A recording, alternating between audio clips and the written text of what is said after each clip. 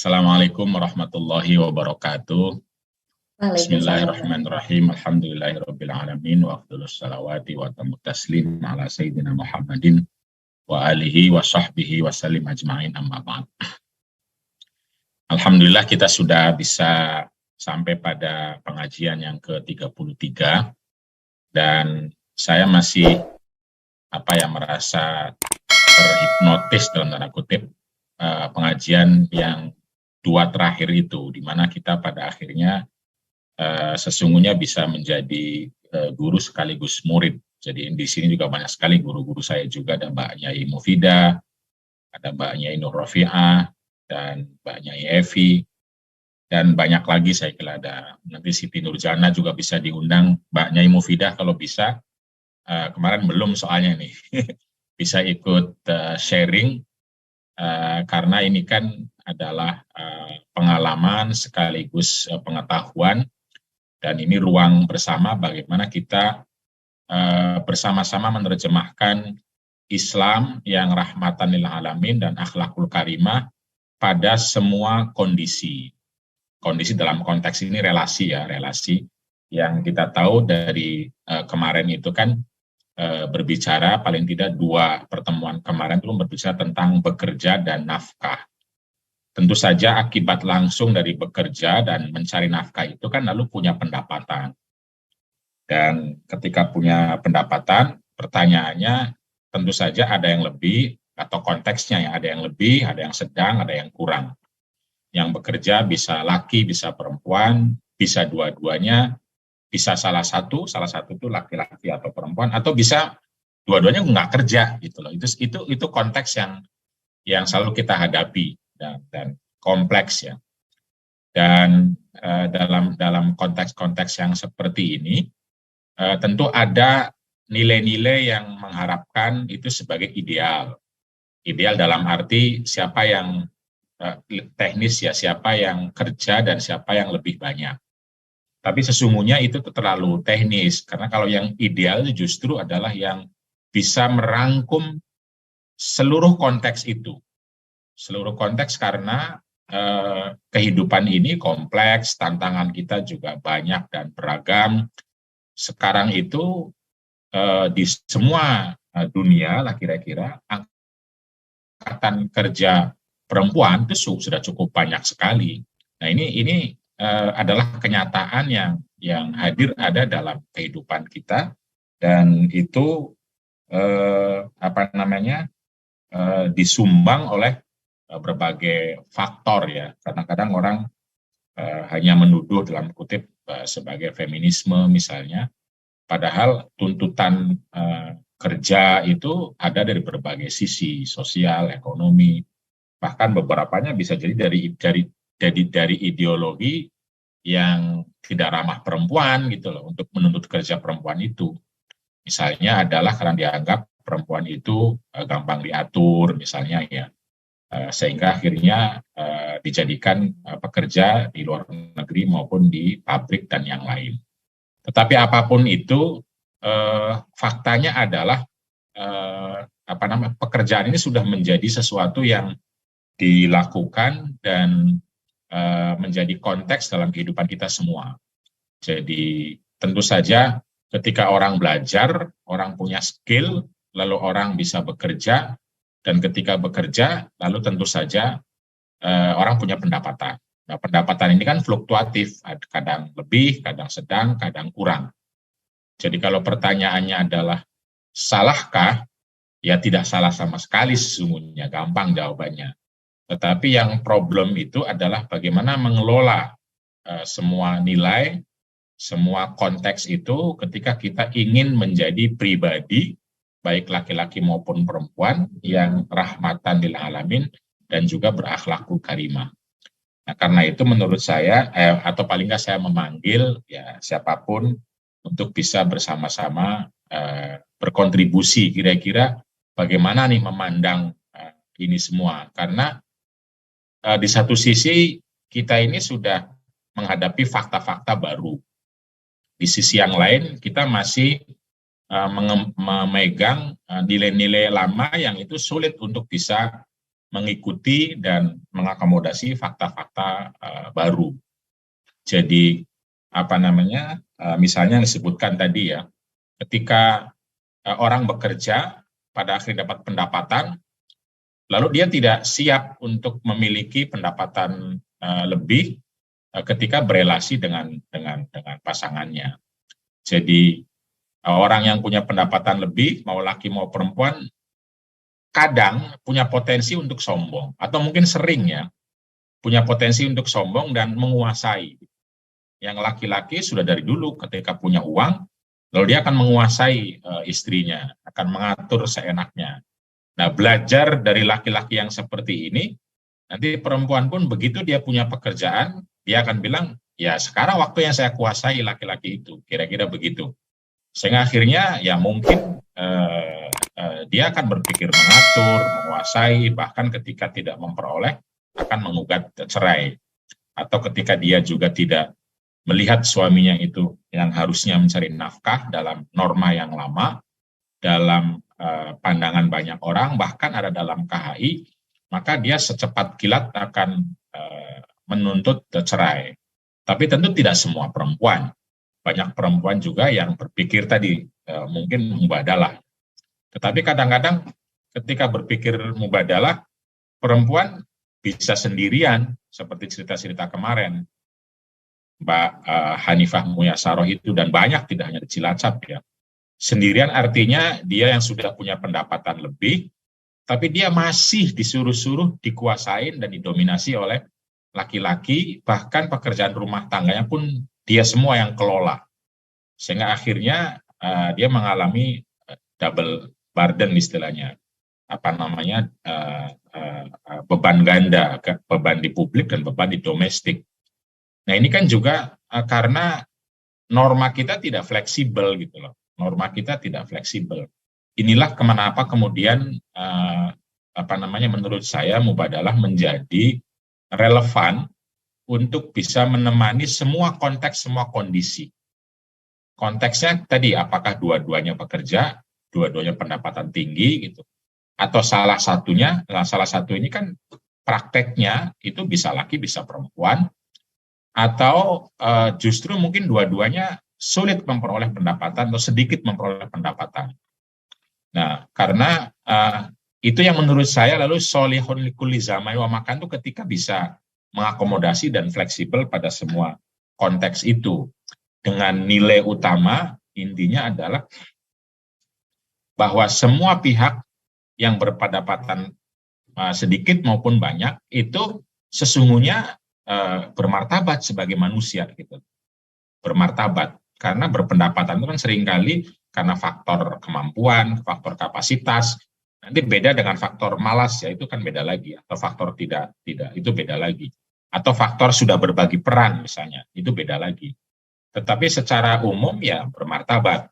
Lalu karena itu harus tidak bisa dipandang seseorang hanya karena pendapatannya kurang atau kecil itu lalu direndahkan. Jadi misalnya si suami pendapatnya tinggi, dia berkuasa, lalu selalu ngomong kamu sih nggak bekerja, kamu sih tidak berbuat apa-apa, kamu di rumah saja nggak jelas gitu. Nah, ini kan merendahkan, menganggap bahwa kerja publik lebih baik dibanding kerja domestik. Nah, padahal laki-laki dalam konsep bekerja feminis juga, itu bisa bekerja di publik itu, nyaman di publik itu, karena rumah sudah terjaga dengan baik oleh istri, oleh perempuan yang membuat dia bisa dengan leluasa gitu untuk bekerja. Ini kan harusnya juga dipandang bahwa di rumah pun, bukan di rumah pun, di rumah itu juga bekerja gitu. Bekerja yang membuat keluarga bisa memperoleh, dalam hal ini melalui laki-laki misalnya. Nah, cuma norma yang ada selama ini kan ya uang itu menjadi salah satu faktor yang membuat orang merasa dia bisa menguasai, dia bisa mendominasi, dan dia bisa mengatur seenaknya, bahkan merendahkan. Sehingga akhirnya publik itu lebih, atau kerja di publik itu jadi lebih tinggi nilainya gitu loh. Lebih tinggi nilai dibanding yang di domestik. Nah, ini yang lalu kemudian ya perempuan pun bergerak gitu loh untuk ke publik. Nah, ketika dia bergerak ke publik, itu kemudian dia punya perasaan yang sama. Apalagi kalau pendapatannya lebih tinggi, ya saatnya nih, dulu saya direndah-rendahkan, saatnya saya merendahkan lagi. Ini kan belajar dari yang lain. Nah, seharusnya kan tidak demikian kalau sejak awal. Nah, pada saat yang sama, si laki-laki belum diajarin atau sudah tapi tidak mau bahwa bekerja di domestik pun itu adalah kemuliaan. Sehingga ketika dia tidak menemukan pekerjaan di publik, atau menemukan tapi sedikit dapatnya, tetap gengsi, sekalipun istri yang dapat banyak, dia nggak mau bergeser, akhirnya tidak bersedia untuk bekerja hal-hal domestik. Nah, ini kan yang stuck gitu. Stuck itu artinya apa? Buntu jadinya gitu. Mempertahankan nilai lama, padahal sudah nggak ketemu laki-laki pekerjaannya. Ataupun ketemu tapi pendapatnya sedikit. Dia gengsi untuk masuk ke rumah, bagaimana membackup perempuan. Gitu. Padahal menurut saya itu bukan dalam konteks mubadalah ya, atau dalam perspektif mubadalah. Itu bukan dunia terbalik, gitu, bukan. Kalau kita membaca seluruh hadis dengan cara atau perspektif mubadalah, hadis tentang bekerja itu kan umum. Hadis tentang kerja domestik juga umum, bahkan Nabi melakukannya. Hadis tentang kerja jihad di publik juga umum, harusnya perempuan juga sama diapresiasi gitu. Nah, ini tapi yang kita ini sudah tanggung mendikotomi sebuah ruang sepertinya mutlak, tidak bisa pindah, sudah mutlak lalu diberi nilai-nilai yang membuat stuck dan kemuliaan-kemuliaan yang tidak bisa fleksibel. Padahal kemuliaan itu kan adanya pada hahuna kalau kata Nabi itu kan, di hati sama di amal kebaikannya. Jadi hati itu kan tadi memandang martabat orang itu hati. Lalu adalah ketika kita punya kapasitas digunakan untuk apa gitu. Nah, terakhirnya kan maslahah mewujudkan atau tidak. Nah, kalau kita punya nilai ini itu lebih fleksibel gitu, lebih fleksibel untuk bisa menerjemahkannya pada situasi apapun, sehingga semua orang diajak untuk pertama memandang secara bermartabat, kedua mari kita lihat kapasitas kita ini apa yang kita punya gitu, kapasitas masing-masing ya. Yang satu misalnya punya kemampuan untuk mencari nafkah, ya sudah, apakah cukup satu atau dua-duanya gitu loh, agar supaya untuk mengantisipasi berbagai hal. Ini kan karena konteksnya tantangannya bisa berbeda-beda. Tentu saja idealnya, kalau ngikutin hadis ya, idealnya adalah semua punya pendapatan, semua bisa mandiri. Ini dalam begitu, karena hadisnya kan mengatakan ma'akala ahadun ta'aman khairun qat min an yakula min yadihi. Terus lagi hadis yang mengatakan la an yahtatiba ahadukum khairun min an yas'alan nas kan. Jadi orang yang bisa bekerja lalu bisa makan dari tangannya sendiri itu lebih baik. Orang yang mampu untuk memenuhi kebutuhannya itu jauh lebih baik dibanding minta-minta kepada manusia. Nah, minta-minta ini kan ya sesungguhnya bisa termasuk kepada suami atau kepada istri gitu loh, atau kepada orang lain. Tapi ini kan idealnya, tapi hidup ini tidak semuanya ideal. Karena tidak semuanya ideal, maka bisa fleksibel. Karena yang ideal lalu menurut saya adalah nilai gitu. Nilai tadi martabah, adalah maslahah itu adalah ideal yang tadi itu teknis. Teknis kalau dua-duanya mampu, kalau dua-duanya bisa menghasilkan syukur-syukur banyak sehingga bisa memenuhi. Tapi prakteknya dunia ini tidak demikian dalam konteks ketersediaan, kapasitas, bisa ada yang sakit, bisa ada yang, dan bisa juga melakukan tadi pilihan-pilihan, kesepakatan-kesepakatan yang paling mungkin untuk tantangan tertentu. Misalnya soal keluarga, soal anak, keluarga itu orang tua ya, atau soal apalagi keumatan. Ada banyak misalnya di beberapa kampung itu laki-lakinya diperlukan oleh umat secara sosial, sehingga tidak bisa bekerja secara ekonomi, kerjanya secara sosial. Misalnya ngurus langgar, ngurus organisasi dan lain-lain lah. Itu kan nggak ada uangnya kalau di kampung itu. Kalau di Jakarta mungkin sekarang sudah banyak uangnya dengan lobby-lobby, ketemu para politisi, pengusaha dan lain-lain. Tapi di kampung-kampung itu ngurus langgar ya nggak ada apa-apa gitu loh. Nah, sehingga yang berjibaku betul-betul perempuan yang bekerja, yang ke pasar, yang ngurus, yang buruh, bahkan yang punya toko, yang punya kedai itu perempuan. Nah, kalau masih pakai norma yang lama konco winking tadi, berat sekali perempuan itu. Karena laki-laki memperoleh nilai baik secara sosial karena ngurus agama, ngurus masyarakat, perempuan nggak dapat gitu loh. Jadi dia sudah capek secara fisik, capek secara sosial, capek secara ekonomi, apalagi kalau sampai double burden. Itu capek banget, lalu tidak ada apresiasi. Nah, si laki-laki yang justru secara ekonomi tidak punya pendapatan, bahkan masih merasa punya hak untuk ngatur, marah-marah, bahkan melakukan kekerasan. Nah, ini yang saya kira perlu kita koreksi bersama, karena kalau tidak, ini sangat mungkin akan diadopsi oleh perempuan yang nanti memiliki keberanian untuk, ya sudah kalau gitu, kalau saya punya uang, kalau saya punya kuasa, kalau saya punya usia misalnya, kalau usianya lebih lebih kuat ya, ketika anggaplah kalau dalam perkawinan tradisional seringkali laki-laki yang lebih tua. Itu ketika dia lebih kuat dalam arti usianya misalnya 30, 40, sementara suaminya 80 atau 70, 60, itu saatnya si istri akan marah-marah terus sama suami. Saatnya akan, dan lain-lain. Ini karena relasinya tidak dibicarakan dengan cara mubadalah, kira-kira begitu. Di mana mari potensi yang ada itu dikembangkan bersama-sama untuk kebaikan berdua, kebaikan bersama, tentu saja keluarga. Nah, itu kan bagaimana kalau kita punya kapasitas itu digunakan untuk memberdayakan. Dua-duanya bisa, ya dua-dua digunakan. Salah satu bisa, yang satu itulah. Karena bisa yang satu yang lain itu punya kapasitas yang lain gitu loh. Nah, itu kapasitas yang lainnya perlu diapresiasi juga. Jadi begitu kira-kira ya secara umum. Kemudian tentu saja kedua belah pihak berpikir serta mewujudkan kemaslahatan itu.